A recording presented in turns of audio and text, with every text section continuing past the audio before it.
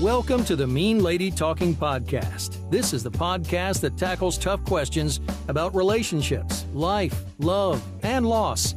It may not be the advice you want, but is probably the advice you need. And now here's your host, grief therapist, motivational speaker, relationship expert, best-selling author, and attorney, the not really mean lady herself, Susan J. Elliott.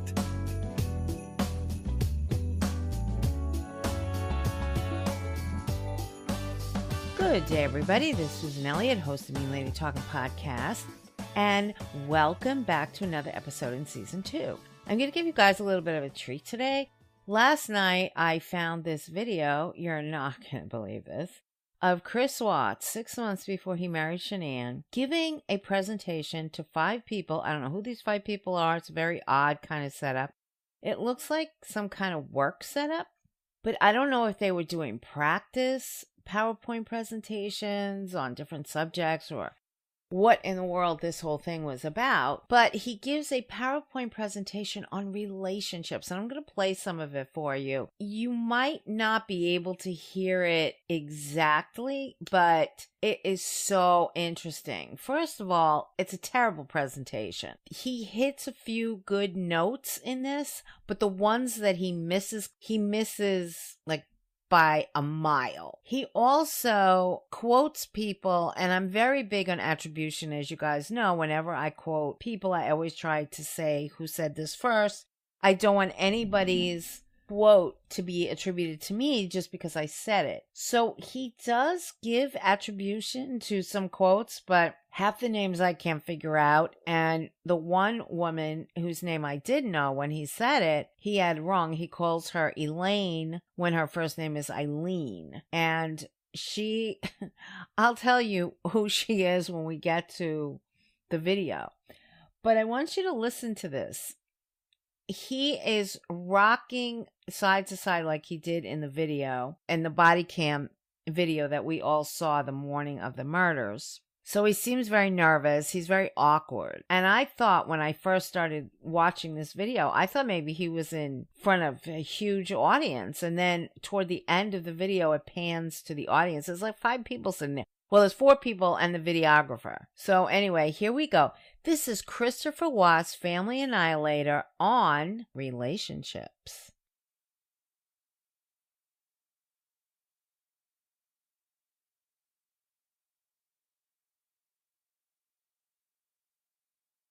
It's Chris Watts. I'm doing my communication speech for Brenda Armentrout, and welcome to Brookfield, Colorado. So Chris Watts is doing this presentation for a communications course. So he has decided that he is going to talk about communication inside relationships for this course that he's taking. About 70 degrees, and it's awesome outside, so welcome. I'm doing my speech on relationship deterioration and repair. This is my PowerPoint to help me. He says it's 70 degrees outside and awesome. So welcome. They're not outside, they're inside. But he's never going to see the outside awesomeness again. Idiot. Deterioration.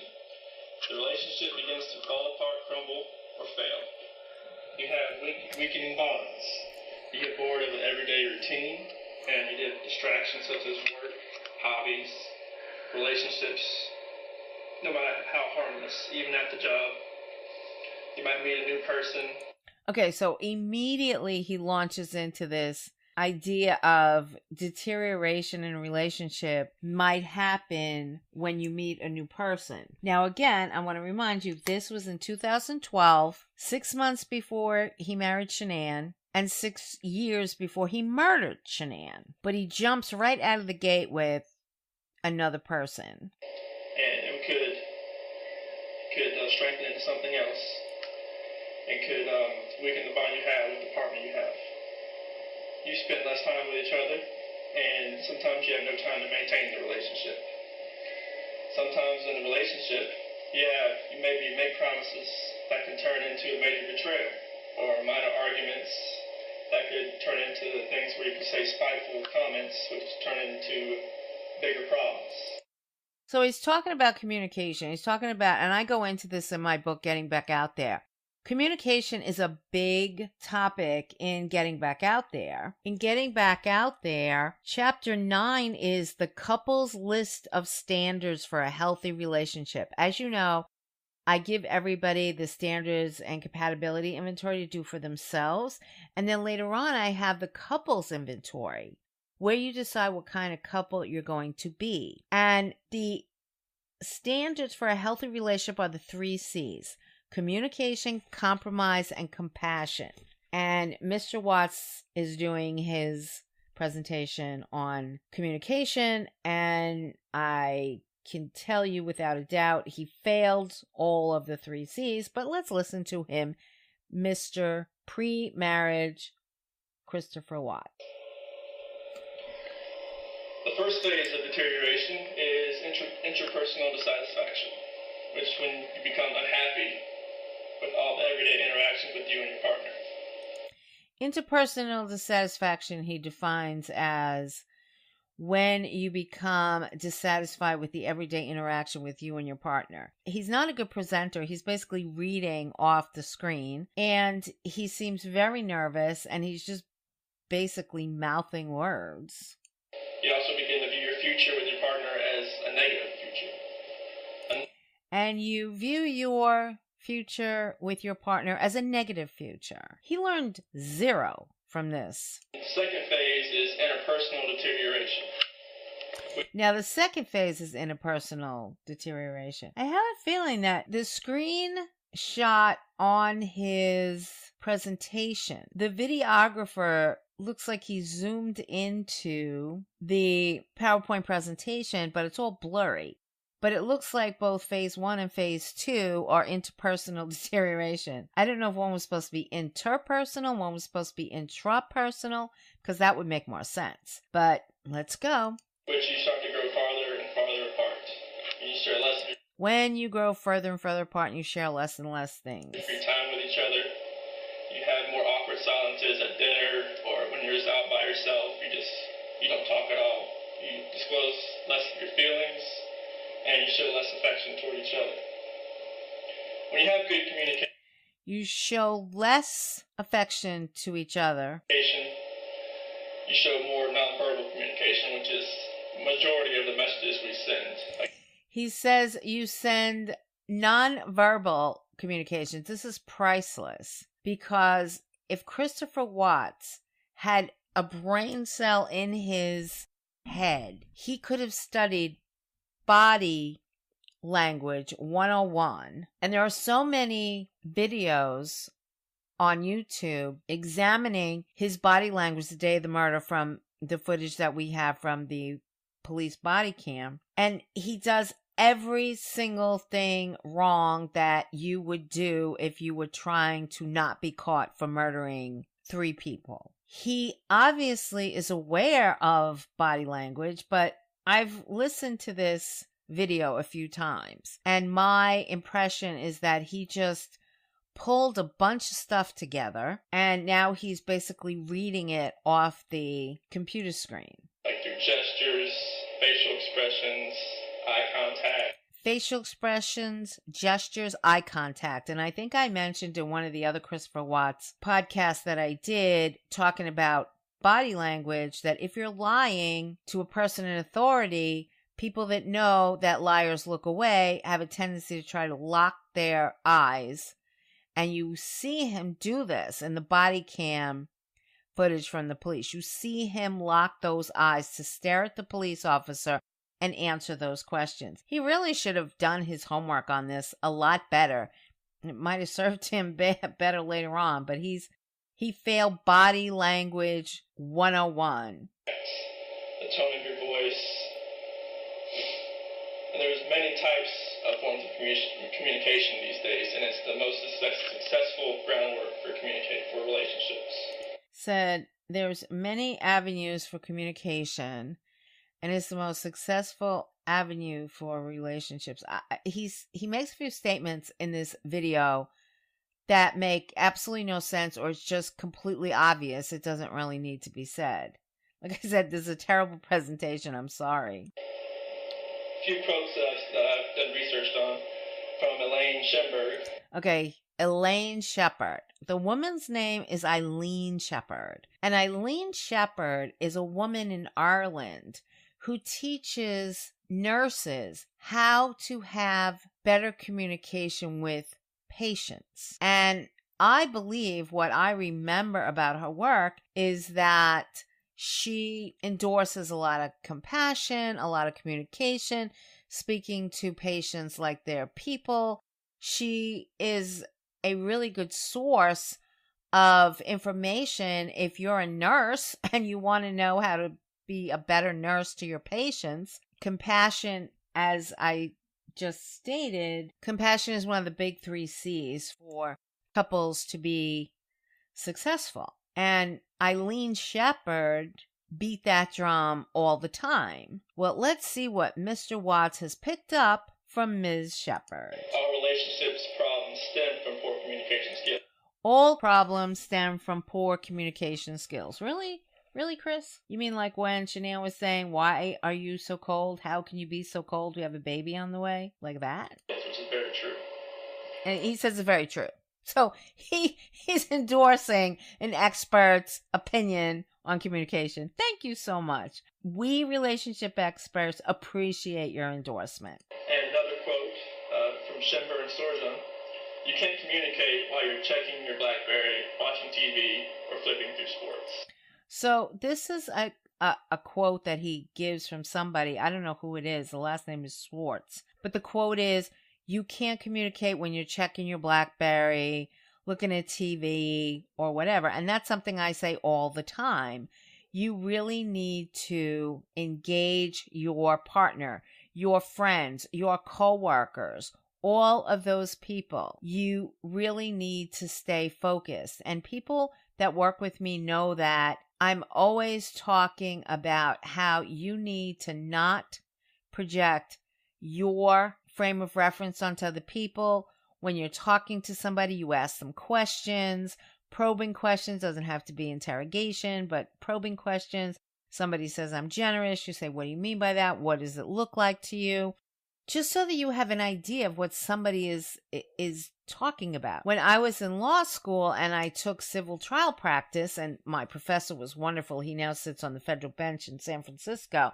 Jeffrey White, he's a New Yorker who practiced at Orrick, I believe, for many, many years. He was the head of the litigation department, and after he taught our course, which I got a high honors in, he was appointed to the federal bench in San Francisco. He's a wonderful, wonderful guy. But that course taught me more than any course that I had taken either in law school, because I took that in my second year of law school, spring semester, second year of law school, more than anything that I learned in any other course in law school and anything that I learned in graduate school to become a therapist is how to keep going with follow-up questions. And I use those follow-up questions that I learned in civil trial practice, open-ended questions, in advising people about early relationships and dating. And that information is in Getting Back Out There, where you want to absolutely not take somebody's word for, oh, I'm very loving and caring. You don't want to come across as sure you are, but you want to say, oh, what do those words mean to you? Give me an example. When you're new and you're dating and you're in early relationships, you can ask questions like that. If you ask somebody that 10 years down the line, they're going to take your head off. But early on in dating and an early couples relationship, you can ask questions like that and get pretty good answers. And you want to get the answers before you give your answers, because narcissists and sociopaths will say what they think you want to hear. They are reflecting back to you. The technique is known as reflecting. And you say, I'm generous. I like to give big gifts and really listen to what people like. And everybody compliments me on my gifts. And then the person says, oh, me too. Isn't that funny? We have so much in common. And then they are basically threading the ties to them. And they don't mean anything that they're saying, and you mean everything that you're saying. And because you mean everything you're saying, you just assume they mean everything they're saying. And it does not work that way. Sports section, which is very true with technology nowadays. You'll be on your iPhone, your BlackBerry, at a restaurant, and you'll see two people at a table, and you'll see both of them on their phones, either Facebook comments, status, or maybe playing a game, and there's no communication at all. And he says you'll see two people in a restaurant. This is true, and I beat this drum all the time, and everybody who knows my work knows that. You see people, I see entire families sitting at tables. Why did you all go out to eat? Why didn't you just have delivery or takeout and all go to your separate corners? You might as well, because you're sharing a table, but you're not sharing a meal. You are basically there by yourself in a group. And I urge everybody to spend time out with your family, with your friends, with your coworkers, not on your phone. Put all the phones away. And you don't want to have dinner with somebody who's distracted, who's looking at their phone, who's looking around, who's totally distracted. There are some people who multitask all day, every day, and they suffer when they're made to put the phone away. And if that's you, you have to start practicing putting the phone away. It's very, very important for observation and for active listening, which he's going to actually mention. And I don't hear that mentioned a lot, so kudos about this, but he really doesn't explain what active listening is. Active listening is the art of really listening to what someone else is saying without thinking what you're going to respond to, and to ask follow-up questions. Observation plus active listening plus follow-up questions equals you are really going to be able to make decisions about people in your life. Commitment is the degree of commitment affects your relationship. According to Hirofumi, not surprisingly, commitment is especially strong when individuals are satisfied with their relationship and grows weaker as individuals become less satisfied. So he says, Mr. Obvious, he's quoting some expert. I don't know why you would need to quote an expert to this. That commitment is strongest when you're satisfied in a relationship and it's weakest when you're not satisfied. Some of these statements are just like, oh, okay. I don't know why you need to quote an expert on that because it's kind of self-explanatory. You have to ask yourself 3 questions. Okay, you have to ask yourself 3 questions. Get ready for these 3 questions. You're in a relationship. Do I have a desire to keep this relationship going? Do I have a desire to keep this relationship going?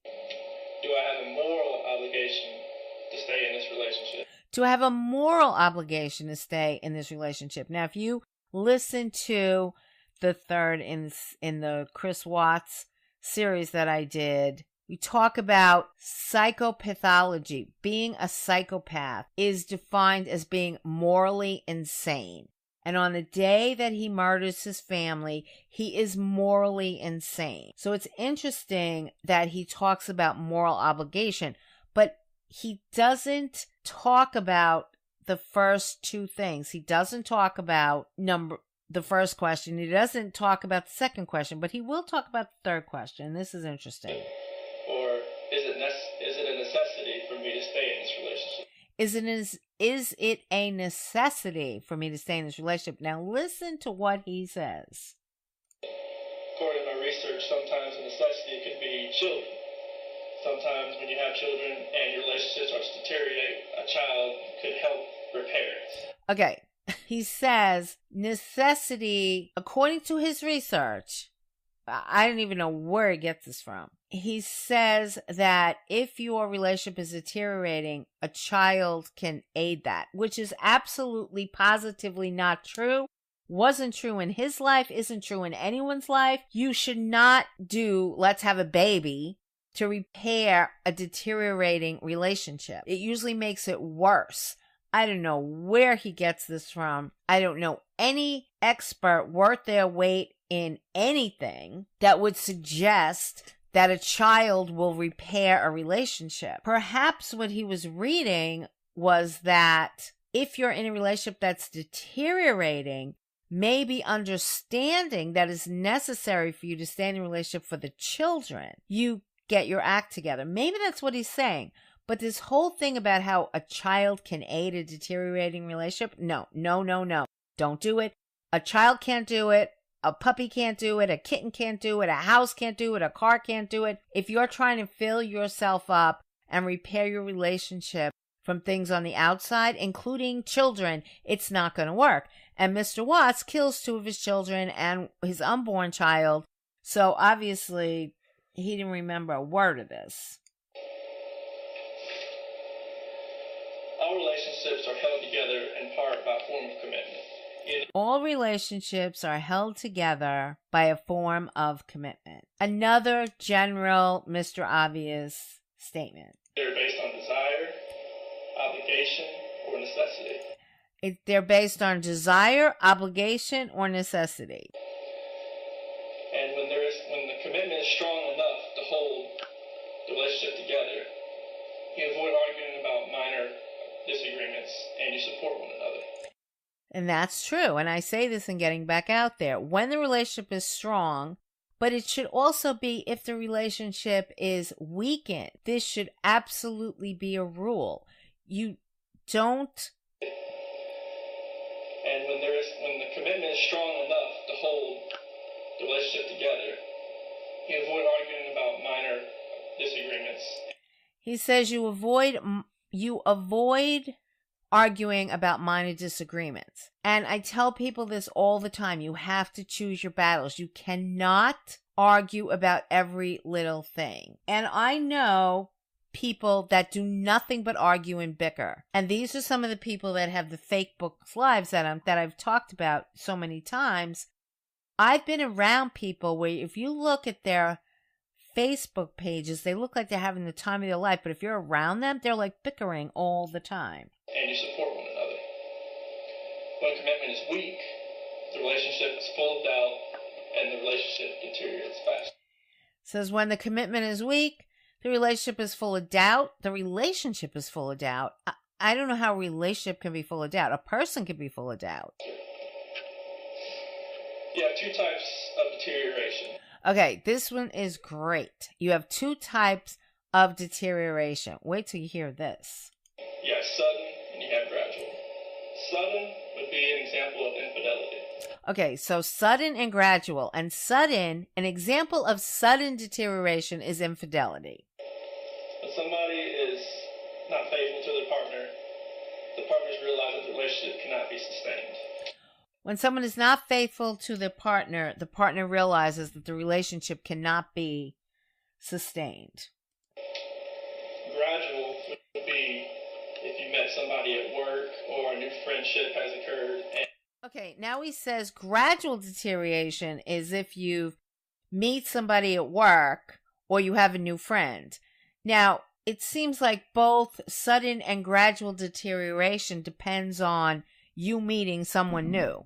There are many reasons why relationships deteriorate, and there are many reasons why they suddenly deteriorate and reasons why they gradually deteriorate. It's a lot more than meeting somebody. It's interesting to me that he's so focused on this infidelity thing. He doesn't support the gradual or the sudden deterioration with anything else. There are many reasons why relationships deteriorate. And everybody knows it could be money, it could be sex, it could be all the above. But he doesn't mention anything except meeting someone new. This is an odd perspective. And it's truly odd when you're talking about a communication presentation. And as it goes on, you see that, okay, maybe this relationship has more potential than the relationship I have with my partner. And that would gradually push the old relationship out. Says you start to see you'd have a better relationship with this person, and so you push the old partner out. And push the new relationship in. Reasons relationships start to fall apart. Sometimes you no longer find your partner attractive, physically or in their personality.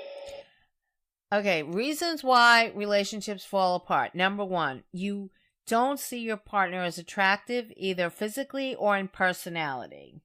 When you're in a relationship, you have to show desire, lust towards your partner. When you're in a relationship, you have to show desire, lust towards your partner. He did not do a very good job of this. Sometimes when you get married, that the lust and the desire kind of falls by the wayside a little bit. A little bit, Chris? But if you want your relationship to keep going, I would suggest maybe go to a place where you first met. Sir. Okay. he says if you want the relationship to keep going, he suggests, Mr. Relationship Expert, suddenly, we're 5 minutes into his video and now he's going to tell you how to keep the relationship going. Go to the place where you first met. Now, my understanding is that they met in North Carolina, and the last week that Shanann and the girls were in North Carolina, he went there, and that's where they first met. So he obviously did not take his own advice. Go bungee jumping. He says, or go bungee jumping, because nothing says reconciliation like bungee jumping. Why? Somebody should have bungee jumped him right off a cliff. That's the stupidest advice I've ever heard. If your relationship is deteriorating, go bungee jumping. Somewhere that will bring the excitement back. Yeah, bring the excitement back. Oh my goodness. I'm going to take Shanann bungee jumping. I'm just going to forget to tie the thing to her foot. Jeez. Guy. You no longer experience closeness. Or when your differences become more important than similarities, you just pick apart your partner and you don't see anything that you have in common anymore. You just see something he or she does and it just gets on your nerves and you just can't let that go. Basically saying you don't see the person you fell in love with, everything the person does gets on your nerves, which probably sounds like exactly what happened for him. And you feel you might do better with someone else that you've met. And you feel like you might be better with someone else that you've met. He keeps bringing this up. There is so much more to relationship deterioration than someone else. It's just this theme that goes over and over and over again. Wake up. Oh my God. He's so focused on this other person thing. It's just so telling. That you think that you can no longer do, that your partner is someone that you can't be with. When you feel you are putting more into the relationship than you are getting out. According to Bloomstein and Schwartz, when a relationship breaks up, it's generally the more attractive one that leaves. Okay, did you hear that? According to this expert, I don't know if it was two people or the person's last name is Schwartz, if it's somebody plus Schwartz, or the first name. He mumbles through the whole thing. He's a terrible presenter. They said that when a relationship breaks up, the more attractive one leaves. I've never heard that. I've never, ever, ever, ever. I've been doing this a very long time. I'm a researching fanatic, and I have never once heard this statement, when a relationship breaks up, the more attractive one leaves. Oh my God. Which I agree with somewhat. And then he agrees with somewhat, but then he disagrees with it somewhat. I disagree with.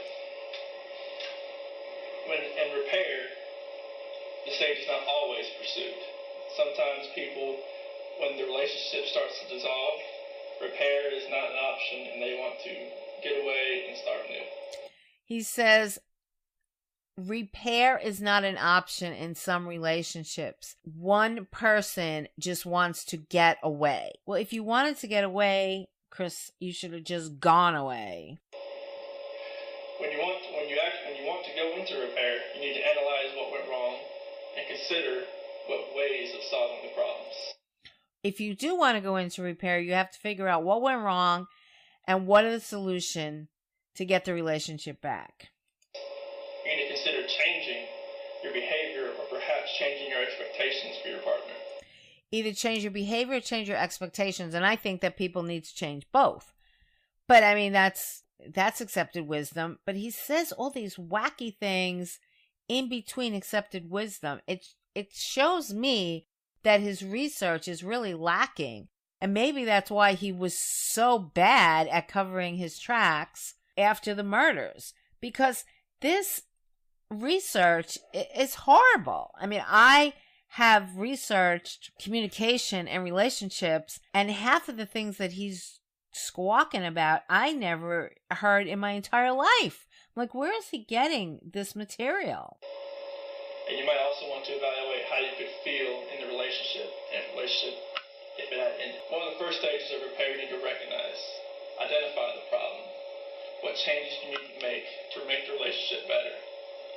Avoid words like always and never. Okay, this is in the communication portion of getting back out there. Avoid words like always and never.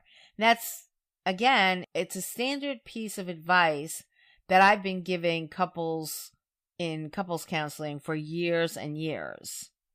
You say this to your partner, it just makes the relationship makes it backtrack.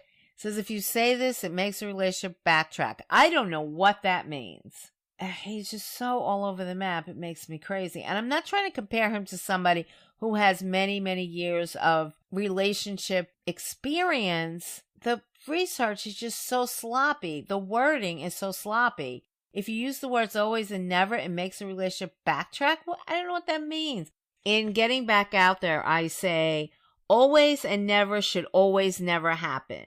Another list item is avoiding the words always and never in arguments, such as you always leave everything out, you leave the laundry on the pool table and the milk on the counter, and you never listen to me when I ask you not to. Another thing to avoid is tying small annoyances to how your partner feels about you. You don't love me. If you did, you'd stop doing these things that drive me crazy. These are easy traps to fall into and may seem to be nothing more than statements said in the heat of the moment, but they can pile up and turn into resentments. For more on this, see Never Resolving an Issue below. So that's how I explained it. Not it will cause the relationship to backtrack. You'll never get to the repair stage. You need to take responsibility for your feelings and not blame your partner. You need to take responsibility for your feelings and not blame your partner. And I know absolutely he blamed Shanann for his feelings and his affair and all this other crap that he did. And you need to be descriptive when discussing grievances. Resolution and conflict resolution. You need to look closely for relational messages that will help clarify motivations and needs. Okay, this is where he does mumbo jumbo. This is where I have issues with his research. He just said two sentences that don't have any meaning. Discussing grievances. Resolution and conflict resolution. You need to look closely for relational messages. You need to look closely for relational messages. I don't know what that means. That will help clarify motivations and needs. That will help clarify motivations and needs. Motivations of what? What needs? Whose needs? What are you talking about? Exchange perspectives and see the situation as your partner does.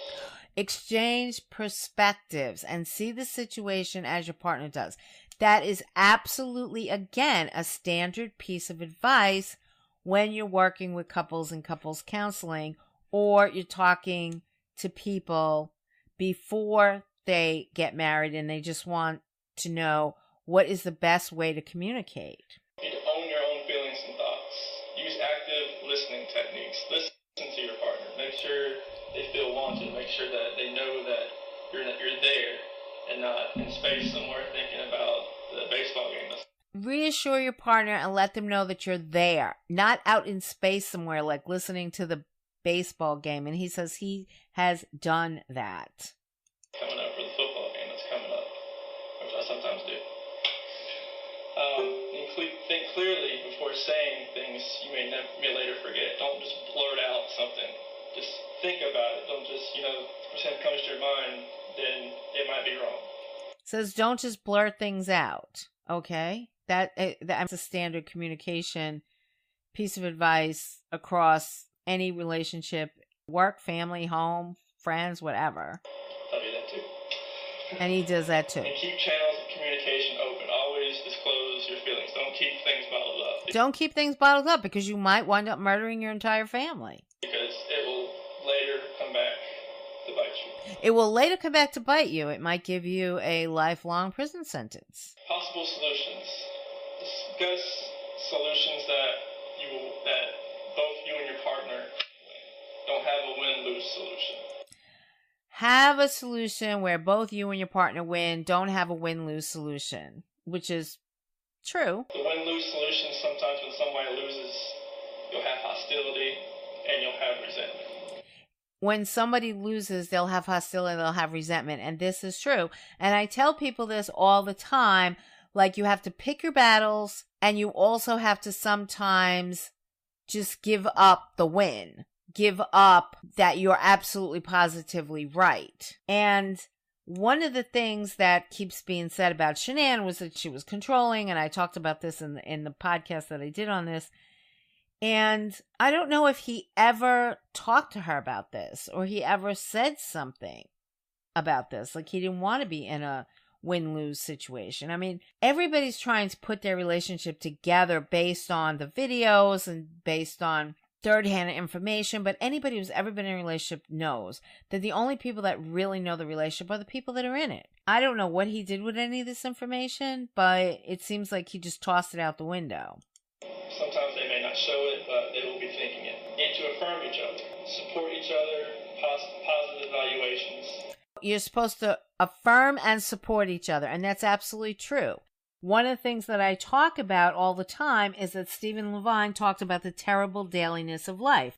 If you're the type of person that wants to go sail the seven seas, you don't get married and have children, because getting married and having children is day-to-day drudgery many days out of the year. Work, come home, get the kids ready. It's a lot of joy, but it's also a lot of what Stephen Levine calls terrible dailiness of life. You have to be dedicated and committed to, this is the life that I want to lead. And if it's not the life you want to lead, you leave. You don't kill anybody. Positive feelings. Always disclose your feelings, as I said. And cherish the gestures. I mean, it's a smile, a wink, a kiss, maybe just a hug, anything. He says, cherish the gestures, a smile, a wink, a hug, anything. I don't know what that means, but cherish the gestures. Anything at all. Solutions into normal behavior. Say you're sorry. I mean, sometimes it takes a lot to admit that just to say you're sorry, but it helps. Risk rejection by making the first move. It says, say you're sorry, which is a good idea, but don't be just saying you're sorry to say you're sorry, because many people in this world will just go, sorry, sorry, sorry. There's people who actually are sorry and apologize for absolutely everything. They basically apologize for their own existence. Those are usually the codependents of the world. And then there's other people that just say sorry and they don't really mean it. They're just saying it. Behavior. Say you're sorry. I mean, sometimes it takes a lot to admit that just to say you're sorry, but it helps. Risk rejection by making the first move. He says risk rejection by making the first move. And I think that in all couples relationships, if you're having a standoff, you're having an argument, you need to take turns making the first move. Be willing to change, to adapt, to take a new task and responsibility. And in conclusion, I'd say that relationships are hard, but they're worth it in the end. He says, in conclusion, relationships are hard, but they're worth it at the end. Thank you, Mr. Watts. And as the Swedish proverb says... And now he's going to finish this off with a Swedish proverb that I say all the time. He doesn't get it completely right, but the Swedish proverb is, a joy shared is doubled and a grief shared is halved. That's the Swedish proverb. But he mumbles and doesn't really connect it. But he ends with it, which I find very interesting. A double joy is a shared joy, and a double sorrow is not a shared sorrow. Thank you. And those are the 4 people that are clapping. And the videographer smiled.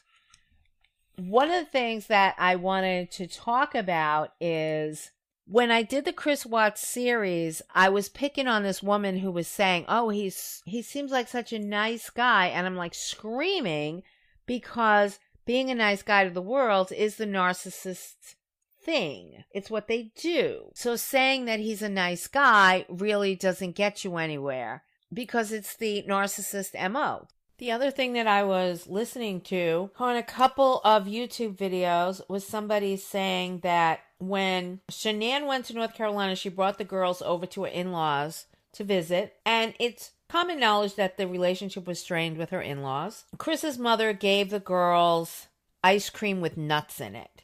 I don't know if it was some kind of Rocky Road thing or a cone that has nuts in it or whatever. But sometimes when you don't have little kids around you or you don't see the little kids that often, you can forget things like that. So I wouldn't fault Chris's mother as doing anything malicious. I don't think she wanted to kill her grandchildren. That was going to be her son's job. People have sang his praises because when Shanann went up one side of Chris and down the other, he took her side. There's a couple of statements by people on YouTube, I don't know how true this is, that when Shanann freaked out about the nuts in the ice cream cone, her sister-in-law put nuts on the table, kind of antagonizing Shanann. I don't know if that's true or not.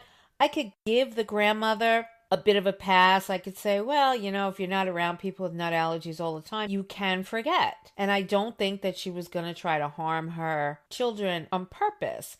But at the same time, if Shanann thought that they were being very careless and she's this type A person who pays attention to details, many times when we're that type of person, we don't forgive indiscretions of other people because we become very inflexible, feeling like we have to be the adult in charge of the entire world. Everybody in our lives are just acting irresponsibly. And when I say we, I mean I've been in those relationships where the partner is kind of the lump that I talked about in the first 3 Chris Watts podcasts that I did. So if she's the one that has to put her foot down, sometimes you don't like being in charge. You don't like being the only adult in the room. People have sang his praises that he was supportive of her and he stuck up for her. Well, he was supportive of her in the text, and you have to remember he's back in Colorado screwing around with Nicole Kessinger. So his supportive texts don't really mean a whole hell of a lot. And it really doesn't make a difference when a few weeks later he murders her and the children. So let's wipe out he was a supportive husband because he took her side during the famous nut incident. Are you people crazy? It's like, I can't even believe that I read that. He's talking in this relationship communication thing about treasuring the gestures. He didn't even treasure it from his children. Little Bella singing, "My Daddy is a Hero." He struggled to kill that little girl who fought for her life, and then he stuffed her into an oil tank. And he's going to give us lectures on cherishing the gestures. And people are going to say, oh, well, look, he was supportive about the nuts. He killed the children, people. Anybody who comes out with this nonsense about how Shanann was all controlling and Chris was, just doy along, and he was actually a supportive husband, you don't know narcissist. I suggest that you stop endorsing what he does, or see it as a reflection of he was a great guy who just snapped one day. Just don't stick up for this guy. It makes me crazy. And I've listened to the most ignorant things going about, well, he was a supportive husband here, there, and another place. If you have any questions, I've gotten a lot of emails about this series. So if you want questions answered, I'm going to be doing some future podcasts on it. I do have the Kessinger one in the works. But if you want something, I don't want to talk about Chris Watts forever, but if you have some questions, comments, anything you'd like to say, anything you want me to talk about, let me know. I'm enjoying the email that you're sending so far, even the critical ones I like, because it gives me a bird's eye view into what people are thinking, and sometimes the thinking is warped, but I want to know about that. So no matter what you think, send me some email, meanladytalkingpodcast@gmail.com, and I will talk to you all on the internet. Stay safe, stay happy. Bye-bye.